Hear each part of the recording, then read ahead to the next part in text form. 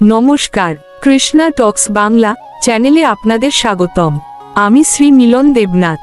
ভগবান শ্রীকৃষ্ণের কৃপায় আশা করি আপনারা সকলে কুশলে আছেন। আলোচনার শুরুতেই আপনাদের কাছে একটি বিশেষ নিবেদন। আপনাদের মনে যদি সনাতন ধর্মীয় যে কোনো বিষয়ে কোনো জিজ্ঞাসা থাকে বা বিশেষ কোনো বিষয়ে আলোচনা শোনার ইচ্ছা থাকে, তবে অবশ্যই কমেন্ট করে আমাদের জানান। আপনাদের সেই জিজ্ঞাসার ওপর ভিত্তি করে আমরা পরবর্তী কোনো ভিডিওতে অবশ্যই বিস্তারিত আলোচনা করব। আজকের এই গুরুত্বপূর্ণ বিষয়টি প্রতিটি বাবা মায়ের জন্য অত্যন্ত জরুরি, তাই ভিডিওটি একদম শেষ পর্যন্ত শোনার অনুরোধ রইল। আর ভিডিওটি ভালো লাগলে এখনই একটি লাইক দিন এবং আমাদের এই আধ্যাত্মিক পরিবারের সঙ্গী হতে চ্যানেলটি সাবস্ক্রাইব করে বেল আইকনটি বাজিয়ে দিন। এবার চলুন আমরা আমাদের মূল আলোচনায় প্রবেশ করি। আজকের ভাবনা, সন্তানকে সুশিক্ষিত করতে শ্রীকৃষ্ণের অভিভাবকত্ব নীতি। আজকের যুগে সন্তানকে মানুষের মতো মানুষ করা বাবা মায়ের কাছে সবচেয়ে বড় চ্যালেঞ্জ। আমরা অনেক সময় শাসন আর শোষণের মধ্যে পার্থক্য ভুলে যাই। ভগবান শ্রীকৃষ্ণ অর্জুনের রথের সারথি হয়েছিলেন ঠিকই, কিন্তু তিনি অর্জুনকে চালনা করেননি, বরং সঠিক পথ প্রদর্শন করেছিলেন। আদর্শ অভিভাবকত্ব মানে সন্তানকে নিজের ইচ্ছামতো তৈরি করা নয়, বরং তার ভেতরের সুপ্ত গুণাবলীকে বিকশিত হতে সাহায্য করা। শ্রীকৃষ্ণ আমাদের শিখিয়েছেন, একজন অভিভাবককে হতে হবে বন্ধুর মতো বিশ্বস্ত এবং গুরুর মতো পথপ্রদর্শক। অনেক সময় আমরা মনে করি সন্তানকে ভয় দেখালে সে কথা শুনবে, কিন্তু মহাভারতে আমরা দেখেছি শ্রীকৃষ্ণ কখনো কাউকে ভয় দেখিয়ে কাজ করাননি। তিনি প্রেমের দ্বারা জগৎ জয় করেছেন। সন্তানদের সাথে আমাদের সম্পর্কের ভিত্তি হওয়া উচিত বিশ্বাস আর ভালোবাসা। আপনি যদি তাকে ভুল করার জন্য কেবল তিরস্কার করেন, তবে সে আপনার থেকে দূরে সরে যাবে। তাকে এমন ভরসা দিন যেন সে পৃথিবীর যে কোনো সমস্যা সবার আগে আপনার কাছে এসে খুলে বলতে পারে। শ্রীকৃষ্ণ গীতায় কর্মের ওপর সবচেয়ে বেশি জোর দিয়েছেন। সন্তানদের ছোটবেলা থেকেই শিখাতে হবে যে প্রতিটি কাজের একটি ফলাফল থাকে। ভালো কাজ করলে ভালো ফল এবং মন্দ কাজ করলে তার দায়ভার নিজেকেই নিতে হয়। যখন একটি শিশু তার কাজের দায়িত্ব নিতে শেখে, তখন সে ভবিষ্যতে একজন দায়িত্বশীল মানুষ হিসেবে গড়ে ওঠে। তাকে সফল হওয়ার নেশায় না ছুটিয়ে সঠিক কাজ করার শিক্ষায় বড় করে তুলুন। অর্জুন যখন কুরুক্ষেত্রের ময়দানে ভেঙে পড়েছিলেন, শ্রীকৃষ্ণ অত্যন্ত ধৈর্য ধরে তার সব কথা শুনেছিলেন। তিনি মাঝপথে অর্জুনকে থামিয়ে দেননি। আমাদের সন্তানদের যখন কোনো মানসিক বিপর্যয় ঘটে বা তারা ব্যর্থ হয়, তখন আমাদের উচিত ধৈর্য ধরে তাদের কথা শোনা।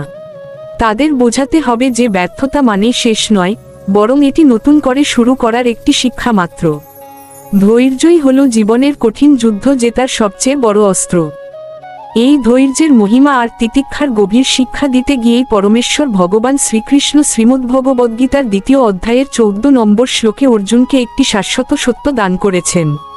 তিনি বলেছেন, মাত্রাস্পর্শাস্তু কৌন্তেয় শীতোষ্ণ সুখ দুঃখদা আগমাপাই নহনিত্যাস্তাস্তি তিক্ষস্য ভারত। এই শ্লোকটির গূঢ় অর্থ হল, হে অর্জুন, জাগতিক সুখ ও দুঃখের অনুভূতি ঠিক ঋতু পরিবর্তনের মতো, যা ইন্দ্রিয় স্পর্শে আসে এবং আবার চলেও যায়। এরা অনিত্য। তাই হে ভারত, তুমি ধৈর্য ও সহনশীলতার সাথে এগুলি সহ্য করতে শেখো। সন্তানদের শিক্ষার ক্ষেত্রেও এই শ্লোকটির গুরুত্ব অপরিসীম। একজন অভিভাবক হিসেবে আমাদের দায়িত্ব হল সন্তানকে জীবনের এই দান্দিকতা সম্পর্কে সচেতন করা। তাকে বোঝাতে হবে যে জীবন মানে কেবল সাফল্যের রাজপথ নয়, এখানে চড়াই উতরাই থাকবেই। যখন কোনো কঠিন পরিস্থিতি আসবে, তখন ভেঙে না পড়ে শ্রীকৃষ্ণের এই তিতিক্ষা বা সহনশীলতার মন্ত্রে দীক্ষিত হতে হবে। যারা সুখ এবং দুঃখে অবিচল থাকতে শেখে, জীবনের কোনো ঝড়ই তাদের পরাজিত করতে পারে না। তাই আপনার সন্তানকে কেবল জয়ী হতে নয়, বরং পরিস্থিতির ওপর বিজয়ী হতে শেখান এই ধৈর্যের মাধ্যমেই। শ্রীকৃষ্ণ বলেছেন, বড়রা যা করেন সাধারণ মানুষ তাই অনুসরণ করে।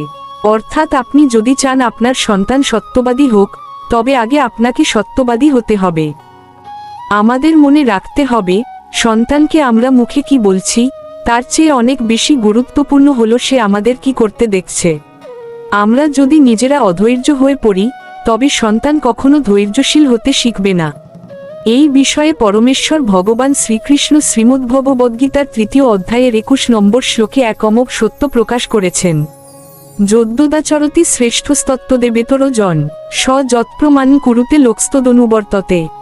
সরল অর্থ, শ্রেষ্ঠ ব্যক্তিরা যেভাবে আচরণ করেন সাধারণ মানুষও ঠিক সেভাবেই আচরণ করে।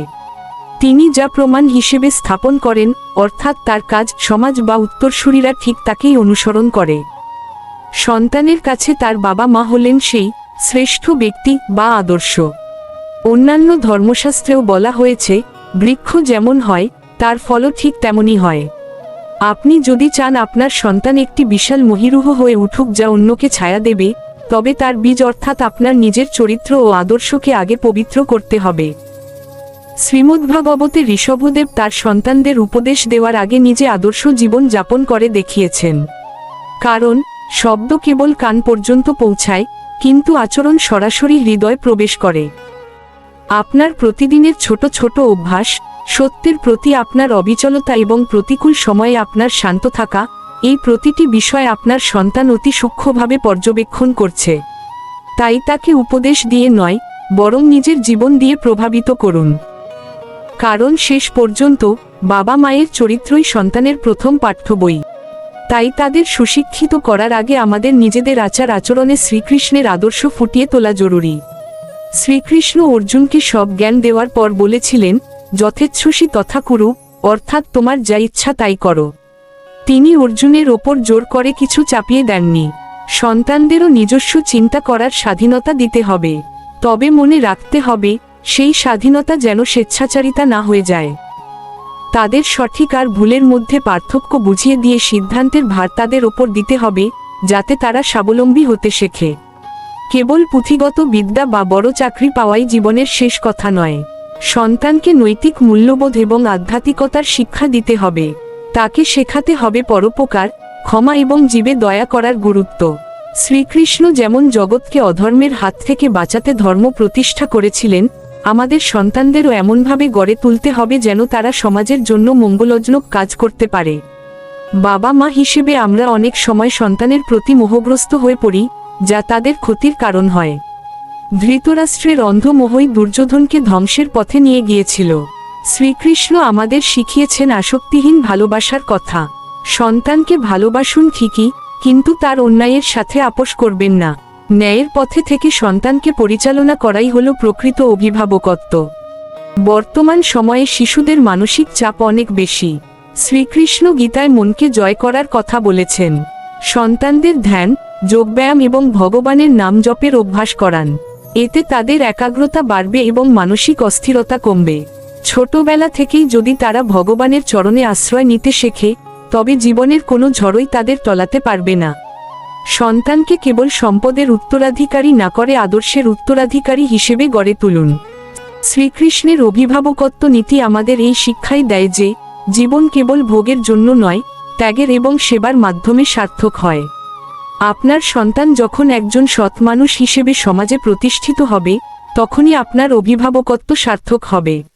প্রতিদিন রাত 8টায় আমাদের চ্যানেলের এমন গভীর আলোচনা শুনতে পাশে থাকুন। এই ক্ষুদ্র প্রচেষ্টা ভগবান শ্রীকৃষ্ণের চরণে নিবেদন। বিনয় নিবেদনে শ্রী মিলন দেবনাথ। হরে কৃষ্ণ।